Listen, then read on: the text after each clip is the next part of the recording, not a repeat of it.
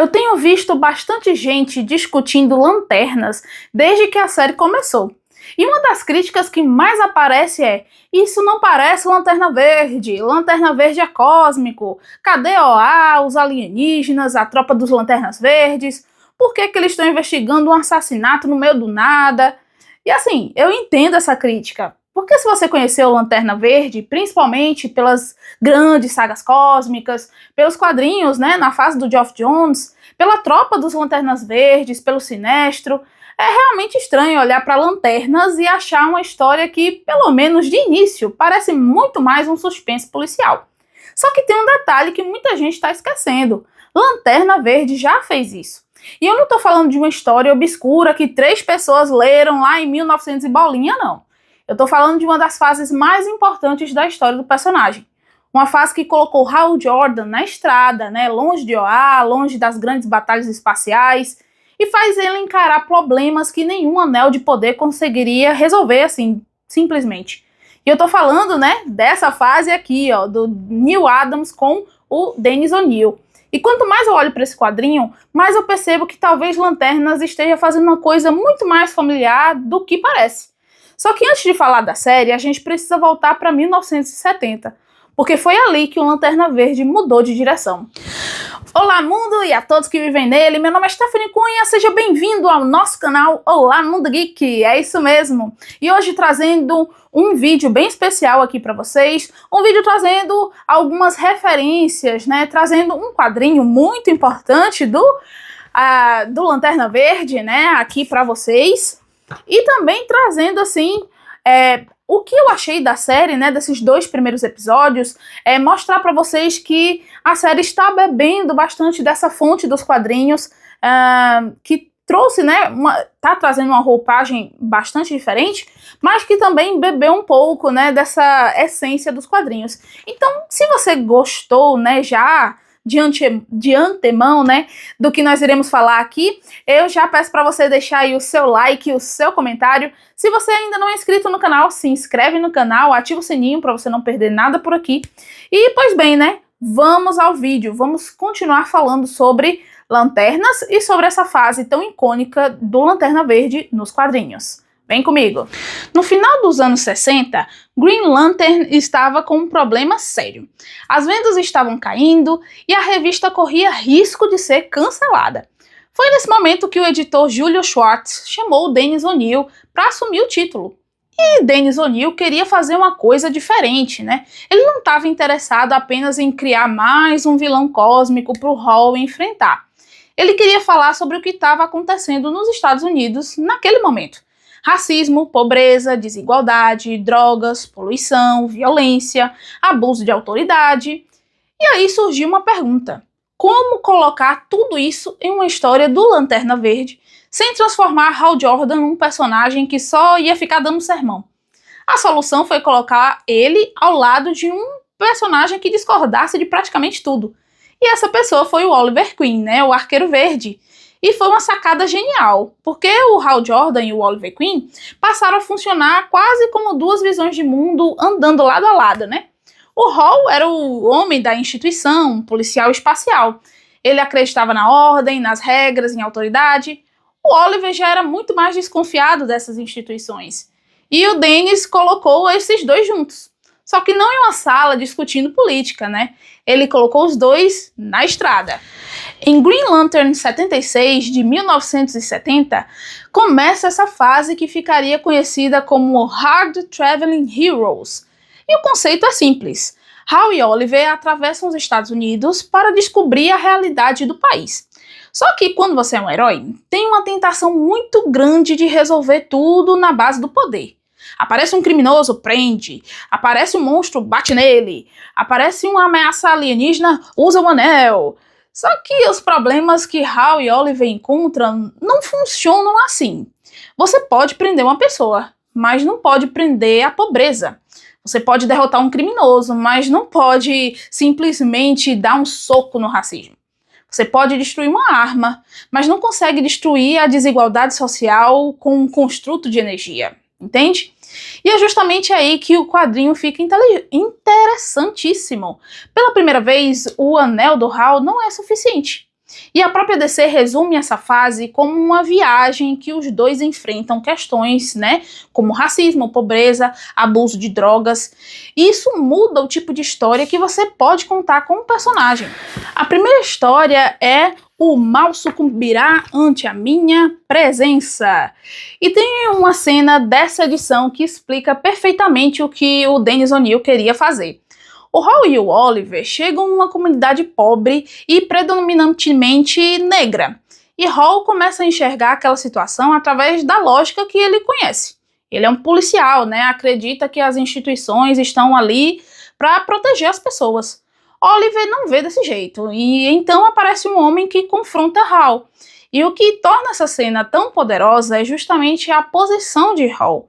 Ele consegue enxergar coisas a muitos quilômetros de distância, consegue viajar pelo espaço, consegue enfrentar ameaças extraterrestres, mas aquele homem está basicamente perguntando para ele: você consegue enxergar o que está acontecendo aqui? E essa é a provocação, né? Dennis O'Neil não estava perguntando se Hal era poderoso. Todo mundo sabia e todo mundo sabe até hoje que ele é. A pergunta é: o que adianta ter poder se você não entende o problema que está diante de você? E isso é uma questão que continua funcionando muito bem até os dias de hoje. E tem outro motivo pelo qual essa fase envelheceu tão bem, né? Motivo esse que tem nome e sobrenome: Neal Adams. Você olha para essas páginas hoje e percebe que elas têm uma energia totalmente diferente de muitos quadrinhos daquela época. Os personagens, eles têm expressões muito mais naturais, né? Os enquadramentos são mais cinematográficos e as cenas parecem acontecer de verdade.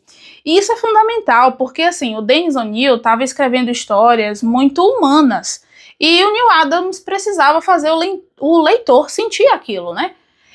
Olha uma sequência de discussão entre o Hall e o Oliver. Não são simplesmente dois personagens falando, você sente a tensão, você percebe a irritação, você percebe que eles não estão chegando a um acordo. E essa parceria entre o Dennis O'Neil e o Neal Adams ajudou a transformar esse material numa obra que até hoje é considerada um marco dos quadrinhos de super-heróis. A própria DC destaca que essa dupla, né, ajudou a elevar a maturidade do meio dos quadrinhos, né, e que o Neal Adams foi um colaborador, assim, fundamental, não só como um desenhista ilustrando um roteiro, né. E aí vem uma das histórias mais pesadas dessa fase. Green Lantern 85 e 86, Snowbirds Don't Fly. Aqui o Dennis O'Neil pega um problema social e coloca dentro da própria família de um dos protagonistas, né, o Roy Harper, né, o Ricardito, parceiro do Arqueiro Verde. E é revelado que ele é dependente de heroína. E isso é muito mais importante do que simplesmente: olha, agora nós temos um personagem usando drogas. O Oliver Queen passa boa parte dessa fase querendo mostrar que existe alguma coisa profundamente errada na sociedade. Ele quer salvar pessoas, quer confrontar injustiças, quer questionar instituições.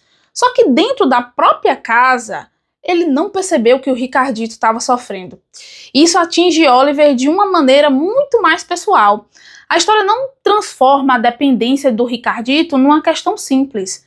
Ela mostra o abandono, a solidão, a pressão e uma relação familiar que estava quebrada. E o mais interessante é que o Oliver também precisa encarar a própria responsabilidade. Ele não é apenas o herói que vai aparecer para salvar o garoto. Ele também faz parte do problema. E isso deixa a história muito mais dolorosa. A capa, né, de Green Lantern 85, inclusive, né, se tornou uma das imagens mais famosas dessa fase. Essa capa é um dos momentos mais marcantes da parceria entre o Dennis O'Neil com o Neal Adams. E tem uma curiosidade muito importante aqui. Naquele período, o Comics Code Authority tinha regras bastante rígidas sobre a representação de drogas. Então a história mostrando um personagem conhecido como o Ricardito enfrentando dependência química era uma escolha muito difícil para a DC publicar dentro das regras vigentes, né? A questão acabou ajudando a ampliar o espaço em que os quadrinhos tinham para abordar temas mais pesados, né? E isso é importante porque hoje a gente lê essa história e pensa assim: ah, tá, um quadrinho sobre dependência química. Mas, gente, em 1970, isso era muito mais radical, Você tinha um personagem jovem, conhecido pelos leitores, passando por uma situação muito, muito séria. Não era uma aventura que começava e terminava com o herói derrotando um vilão. As consequências ficavam. E esse foi um dos grandes diferenciais dessa fase. E agora vem uma ironia que eu adoro nessa história. Porque Hard Traveling Heroes, né, foi extremamente elogiada. Ganhou reconhecimento, virou referência e ela é estudada até hoje. É considerada uma das fases mais importantes dos quadrinhos de super-heróis. Só que as vendas continuaram ruins, né? Green Lantern acabou sendo cancelada, né, no número 89. Então, assim, pensa na situação. Você tem uma obra que hoje ela é considerada histórica, mas que naquela época não conseguiu resolver o problema comercial, né, que tinha colocado a revista em risco. Isso mostra pra gente uma coisa muito interessante sobre quadrinhos. Uma obra ela pode ser, sim, extremamente influente, sem necessariamente ser um sucesso imediato de vendas. E talvez seja por isso, né, que a fase tenha sobrevivido tão bem ao longo do tempo. E aqui chegamos a uma parte que é muito importante para os lanternas, né? Que é o John Stewart, né? John aparece pela primeira vez em Green Lantern 87, né? Dentro justamente dessa fase do Dennis O'Neil com o Neil Adams. E assim, é muito interessante porque o John ele não foi criado em uma época qualquer. Ele surge justamente dentro de uma história que estava discutindo racismo, desigualdade e os problemas sociais dos Estados Unidos, né? John, ele é escolhido para substituir o Hal quando for necessário. E existe uma diferença importante aqui, né? O Hal Jordan, ele representa uma determinada experiência. O John Stewart representa outra. E isso cria uma possibilidade enorme para as histórias envolvendo os dois personagens, né? Eles não precisam pensar da mesma maneira, não precisam ter a mesma personalidade e não precisam enxergar o papel de um lanterna do mesmo jeito, né? E é justamente essa dinâmica que Lanternas parece querer explorar. E é aí que chegamos à série, né? Depois da gente assistir aos 2 primeiros episódios, uma coisa fica muito clara. Lanternas está segurando aí a parte cósmica, né? No primeiro episódio a gente entra nessa história muito mais pelo lado da investigação, né? Temos o Hal Jordan e o John Stewart, né? Temos o mistério envolvendo as mortes, né, em Rushville. E temos aquela atmosfera de suspense que faz você querer descobrir o que é que está acontecendo. E uma das coisas mais legais, né, é justamente o próprio Hal, né? Ele não aparece como aquele Lanterna Verde, né, super perfeito, intocável. Aqui ele é um personagem mais velho, mais cansado e com uma relação complicada com o John, né? E a série não tá tratando o Hal simplesmente como o grande herói que chegou para ensinar o novato. Existe tensão entre os dois, existe uma espécie de ressentimento. O John tá tentando entender aquele homem e o Hal também parece estar tentando entender o que é que ele vai fazer com o John. E aí o primeiro episódio termina colocando uma pergunta enorme na mesa, né? O que é que realmente aconteceu com o Hal? E a série tá brincando com o tempo, memória, investigação, e ela quer que a gente desconfie de praticamente tudo. E o segundo episódio é onde a série começa a mostrar que, calma aí, isso aqui não é só um policial investigando assassinato em Nebraska, não. Aí o John é sequestrado, né, pelos alienígenas, e eles estão atrás de uma coisa específica, né, que é o Caçador Cósmico. E aqui eu preciso fazer uma pausa, né? Se você não conhece os quadrinhos, esse nome talvez pareça ser, assim, uma coisa aleatória. Mas ele é muito, muito importante para a mitologia do Lanterna Verde.